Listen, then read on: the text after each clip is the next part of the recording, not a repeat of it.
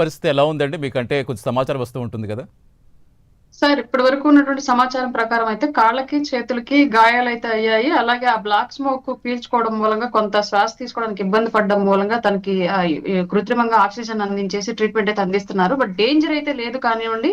Present అయితే కొంచెం ఇబ్బందికరమైన పరిస్థితుల్లో ఉన్నారు. హ్మ్. కానీ ఎప్పుడైనా సరే మనం ఏదైతే ఎక్కడో ఒక చోట ఒకళ్ళ అవసరార్థులని ఆదుకుంటే ఆ పుణ్యం ఎక్కడో చోట మన పిల్లలకి అక్కడికి వచ్చింది అని యెస్. చెప్పేసి చెప్తూ ఉంటాం సార్ జనరల్ గా. అవును. అట్లాగే ఇక్కడ రాష్ట్రంలో గత ప్రభుత్వంలో ఇసుక బంద్ చేసినప్పుడు దాదాపు 30 మందికి పైన భవన నిర్మాణ కార్మికులు ఆత్మహత్య చేసుకున్నారు. తిండికి హ్మ్. జరగక కుటుంబాలను పోషించలేక ఏ పని చేసుకోవాలో తెలియక ఆ రోజు ఆయన మాత్రమే లాంగ్ మార్చ్ ఏర్పాటు చేసి ఇసుక కార్మికుల కోసం పవన్ కళ్యాణ్ గారు నిలబడి డొక్కా సీతమ్మ అన్నదాన శిబిరాల పేరుతోటి ఆ కార్మికులకి వాళ్ళ కుటుంబాలను పోషించడం కోసం అన్నదాన శిబిరాలను ఏర్పాటు చేసి ఆ రోజు వాళ్ళ కడుపులు నింపాడు ఆయన. ఇవాళ ఆ పుణ్యం అక్కడికి వచ్చిందో ఏమో తెలియదు. అక్కడ భవన నిర్మాణ కార్మికులుగా ఉన్న వాళ్ళే అప్పటికప్పుడు ఇమీడియట్ గా ల్యాడర్స్ ఏర్పాటు చేసి ఆ భవనంలో చిక్కుకున్నటువంటి వాళ్ళందరినీ కూడా బయటకు తీయడం జరిగింది. హ్మ్. చాలా ప్రమాదం నుంచి ప్రాణాపాయ స్థితి నుంచి అందరూ బయటపడటం జరిగింది. అందులో బాబు కళ్యాణ్ గారి వాళ్ళ బాబు కూడా ఉన్నాడు. ఆ విషయం మనందరికీ తెలిసిందే. అవును.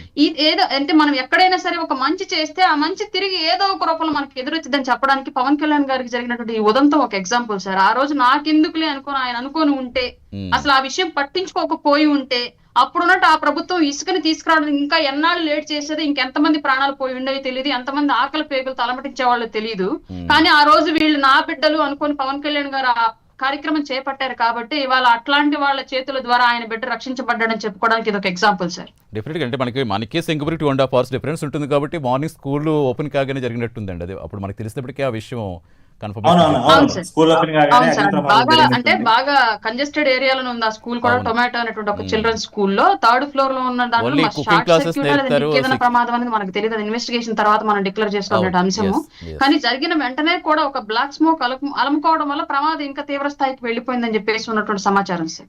యెస్. ఇందాక మీరు చెప్పినట్టుగా అరుణ్ గారు, ఇప్పుడు అక్కడ మన వాళ్ళు కాదు, మనం గెలవలేదు, మనకి ఓట్లు వేయలేదు అయినప్పటికీ కూడా అంటే పవన్ కళ్యాణ్ గారు ఎప్పుడు ఒకటే మాట చెప్తారు, కేవలం ఎన్నికలప్పుడు రాజకీయాలు ఉండాలి కానీ తర్వాత అభివృద్ధి కోసం ఆలోచించాలి. అందరూ మన ప్రజలే, రాష్ట్ర వ్యాప్తంగా ప్రజలందరూ కూడా వాళ్ళని నమ్మి ఓటేసినప్పుడు వాళ్ళకి చెయ్యాలి అనేది. సో ఇటువంటప్పుడు అంటే ఇలాంటి సంఘటనలు జరిగినప్పుడు కూడా మనం ఎలా చూడాలంటారు? అంటే మీరు ఒక ఆదర్శప్రాయుడిగా పవన్ కళ్యాణ్ గారు భవిష్యత్ తరాలకి ఖచ్చితంగా డెఫినెట్గా దాంట్లో మనం సెకండ్ ఆప్షన్ పెట్టుకోకర్లేదు. అంటే ఒక నాయకుడికి నిబద్ధత ఎలా ఉండాలో చూపించిన సంకేతంగా చూడాలా, ఒక మనోబలం కూడా ఎలా ఉండాలి, ఎలాంటి క్లిష్ట పరిస్థితి అయినా ఆ మనోబలం ఎలా ఎదుర్కోవాలి, మనోబలం ఎలా సంపాదించాలి? ఇప్పుడున్నటువంటి ఈ సంఘటనలో ఆయన పక్కాగా కమర్షియల్ రాజకీయాలు చేసుకొని పార్టీని ఎస్టాబ్లిష్ చేసుకోవచ్చు.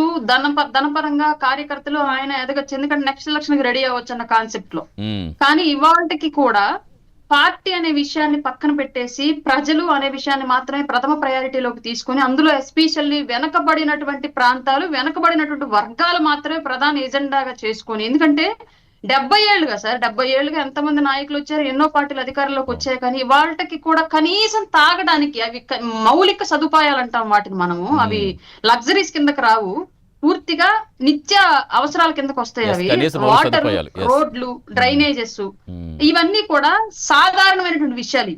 నిరంతరం మనం కొనేటువంటి ప్రతి వస్తువు మీద ప్రభుత్వానికి ట్యాక్స్ వెళ్తుంది. కానీ ప్రభుత్వం చేసే ప్రతి పని మారుమూల పల్లెల్లో సామాన్యుడి వరకు చేరట్లేదు అనడానికి ఆంధ్రప్రదేశ్ ఒక గొప్ప ఉదాహరణ సార్.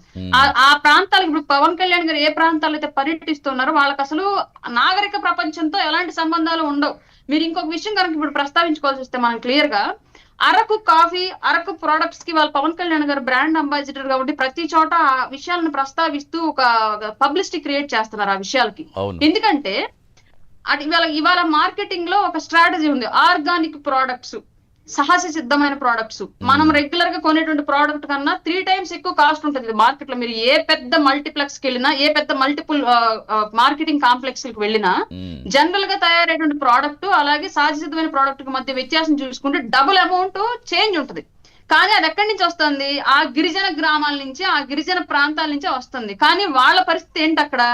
ఇక్కడ మార్కెట్ లో కేజీ 400 అమ్మేటువంటి ఒక సహజ సిద్ధమైన ప్రోడక్ట్, మనం కొనుక్కునే ప్రోడక్ట్ అక్కడ కనీసం 10 రూపాయలు కూడా చెల్లించరు. అక్కడి నుంచి తీసుకొచ్చేటువంటి దళారుల మధ్యలో 10 రూపాయలు కూడా చెల్లించకూరు. వాళ్ళు మాత్రం ఆ ప్రోడక్ట్ ని సేకరించడానికి అడవుల్లోకి వెళ్ళి ఎన్నో ప్రమాదాలకు గురయ్యి, పాము కాట్లు, జంతువుల దాడులు ఎన్నింటికి గురయ్యి రిస్క్ చేసి తీసుకొస్తారు. కారణం ఏంటంటే వాళ్ళ జీవనోపాధి అదే. అది చేస్తేనే, కష్టం చేస్తేనే వాళ్ళ కడుపు నిండుతుంది, లేదంటే లేదు. మిద్దెలు మేడలు బ్యాంక్ బ్యాలెన్స్లు కాదు వాళ్ళ ప్రయారిటీ. అక్కడ కేవలం 3 పూట్ల తమ కుటుంబం కడుపు నిండా తినడం మాత్రమే తమ ప్రయారిటీ. అట్లాంటి ప్రోడక్ట్లు ఇక్కడ తీసుకొచ్చి మనం పట్టణాల్లో నగరాల్లో వేల రూపాయలు వెచ్చించి మనం కొనుక్కుంటుంటాం. కానీ ఆదాయం ఎక్కడికి వెళ్తుంది? కార్పొరేట్ కంపెనీలకి లేదంటే దళారులకి వెళ్ళిపోతుంది.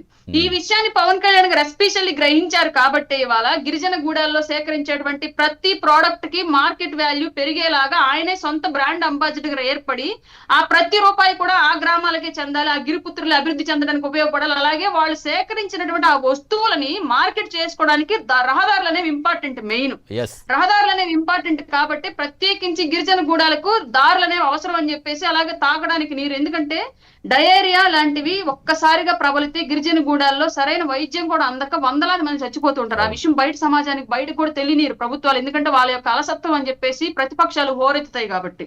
అట్లాంటి దౌర్భాగ్య స్థితిని కట్టడి చేయాలనుకున్నారు కాబట్టి ఆయన క్లియర్ గా వాటరు, రోడ్లు, లైటింగ్ అనేవి ప్రధానంగా ఎజెండాగా ఎంచుకొని ఆ గిరిజన గూడాల్లోకి వెళుతున్నారు.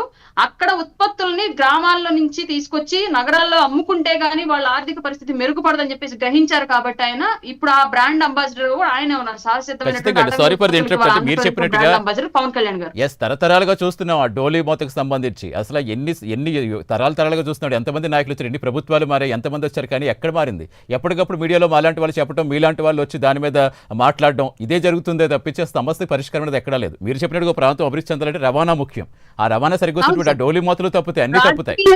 రాజకీయంగా ఉన్నప్పుడు మేము ఇవాళ ఒక రకంగా పవన్ కళ్యాణ్ గారు వెంట నడుస్తున్నందుకు మాకు ఒక ఫ్లెక్సిబిలిటీ ఉంది ఇవాళ. ఎందుకంటే మా నాయకుడు వెనకాల ఏం బ్యాగేజ్ లేదు, దాన్ని మేము ఇవాళ కవర్ చేయాల్సిన అవసరం లేదు. ఫస్ట్ రెండోది, అధికారంలోకి వచ్చిన తర్వాత కూడా ఆయన ఏమి కమర్షియల్ రాజకీయాలు చేయట్లా. కంప్లీట్ గా ఏ సిద్ధాంతాలకు కట్టుబడి పార్టీని అయితే పెట్టారో, పేద ప్రజల కోసం నిలబడతాను, పేద ప్రజల గొంతుకై ప్రశ్నిస్తాను అని చెప్పేసి ఇవాళ ప్రశ్నించిన రోజులు ప్రశ్నించారు. ఇవాళ పని చేయాల్సిన అవకాశం చేతికి రాగానే ఇమీడియట్ గా మిగతా విషయాలన్నీ పక్కన పెట్టి పని చేసుకుంటున్నాడు. సార్ ఎలా అయితే ఒక ముని తను చేసేటువంటి యజ్ఞ యాగాలు ఏవైతే ఉంటాయో ఎన్ని ఆటంకాలు ఎదురైనప్పటికీ కూడా ఎక్కడా చెలించకుండా తను చేసేటువంటి ప్రయత్నం తను చేస్తూ ఉంటాడు. అంతే స్థాయిలో ఆయన చుట్టూ ఎన్ని రాజకీయ కుట్రలు అల్లుతున్నప్పటికీ కూడా, ఎంతమంది ఆయన చూసి అసూయ పడుతున్నా కూడా, ఎంతమంది ఆయన కార్నర్ చేసి మాట్లాడుతున్నా కూడా ఇవి ఏమి పట్టించుకోకుండా నాకు కొన్ని శాఖలు ఇచ్చారు, ప్రజలు నన్ను నమ్మే అవకాశం ఇచ్చారు, దాన్ని ఆ పేద ప్రజల కోసం నేను ఉపయోగించాలి అని చెప్పేసి రాజకీయాలకు అతీతంగా, ఎస్పెషల్లీ రాజకీయాలకు అతీతంగా ఎందుకంటున్నానంటే గత 5 ఏళ్ల పాటు ఆ వైసీపీలో ఉన్నటువంటి ఎమ్మెల్యేలు గెలిచినటువంటి ఏరియాలు తప్ప టీడీపీ ఎమ్మెల్యేలు గెలిచిన చోట ఎక్కడా కూడా కనీసం 10 రూపాయలు పని జరగల. మీరు గమనించినట్లయితే అసలు ఆ ఎమ్మెల్యేలు అక్కడ ఉన్నారా లేరా, అసలు అక్కడ ప్రభుత్వం ఉందా లేదా అన్నటువంటి దౌర్భాగ్య పరిస్థితి గత 5 ఏళ్లలో చూసాం మనం. కానీ ఇవాళ వైసీపీ ఎమ్మెల్యేలు ఉన్న ప్రాంతాల్లోనే ఎక్కువ పని జరుగుతుంది. దానికి కారణం ఓన్లీ పవన్ కళ్యాణ్ గారు. 100 కోట్ల రూపాయలు కేంద్రం నుంచి తీసుకొచ్చి ఆ నియోజకవర్గాలు అభివృద్ధి చేస్తున్నారు. దాని రేపు క్లెయిమ్ ఎవరైనా చేసుకునే మనకు సంబంధం, ఎందుకంటే ప్రతి శిలా ఫలకం మీద స్థానిక ఎంపీ ఏ పార్టీ అయినా పేరు ఉంటుంది, స్థానిక ఎమ్మెల్యే ఏ పార్టీ అయినా పేరు ఉంటుంది. 100% అతనికి ఏ సంబంధం లేదు ఆ విషయంలో. కానీ వైసీపీ వాళ్ళు ఏ విధంగానూ అందులో చేయకపోయినప్పటికీ కూడా ప్రభుత్వంలో ఉన్నారు, పవన్ కళ్యాణ్ గారి శాఖల కింద ఉన్నారు కాబట్టి 100% వాళ్ళకి కూడా ఈయన కష్టంలో భాగస్వామ్యం ఇస్తూ ఈయన